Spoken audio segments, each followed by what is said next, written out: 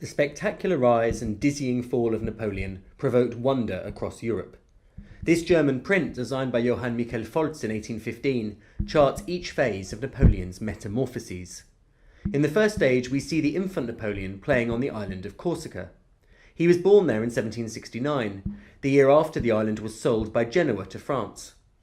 In 1779, the young Napoleon was sent to study at the military academy of Brienne. It was here, due to his short size, that he earned the nickname Le Petit Caporal. Napoleon came of age as a soldier in the turbulent aftermath of the French Revolution. By 1793, France was at war with most of the great powers of Europe, who were appalled by the execution of King Louis XVI and alarmed by the Republic's disregard for existing territorial boundaries. This external threat was even more alarming because of the civil war raging inside of France itself. Napoleon first made the headlines when he ruthlessly suppressed rebels in Toulon. In his next phase, Napoleon progressed to the rank of general and led the French armies into Italy. The French revolutionaries proclaimed that they were engaged in a war of liberation to free the peoples of Europe from the rule of tyrants. A string of brilliant victories won General Bonaparte fame and also booty, including artworks and antiquities packed up and shipped to the Louvre. In 1799, with the revolutionary government facing bankruptcy and defeats abroad, Napoleon seized power in a coup d'etat. Proclaiming himself first consul in a new three-man executive, he insisted at first that his aim was to protect the Republic. His popularity soared after making peace with Austria and Britain, and in 1802 the French public voted overwhelmingly to approve him as first consul for life. But Napoleon remained insecure in the face of conspiracies and the fickle force of public opinion. Hence in 1804 he had himself crowned emperor by the Pope in a lavish coronation ceremony at Notre Dame. His republican posturing was now abandoned, and peace did not last long either.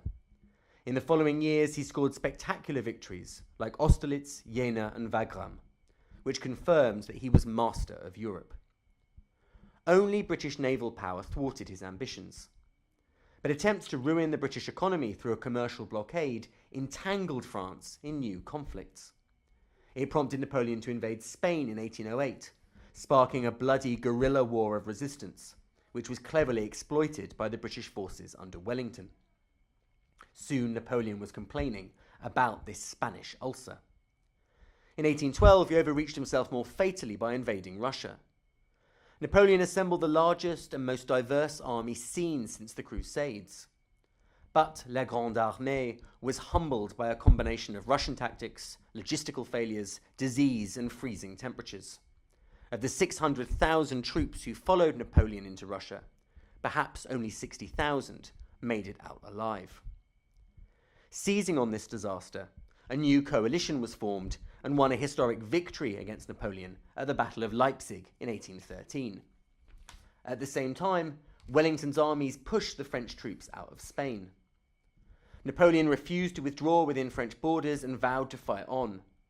Only after the Allied armies entered Paris did he abdicate in April 1814. The Tsar insisted that the fallen emperor should live out his remaining days as ruler of the quiet Mediterranean island of Elba. This is where our printmaker Foltz thought the story ended. However, Napoleon ensured that there was an epilogue. In the spring of 1815, he dramatically escaped Elba and managed to rally supporters in France to rule for another 100 days. On the 18th of June, he met his final reckoning at the hands of a combined British, Prussian and Dutch army at Waterloo. This time, the Allies took no chances. Napoleon was banished to the remote island of St. Helena in the Atlantic. Here he brooded on his fate and dictated his unreliable memoirs, before dying in 1821.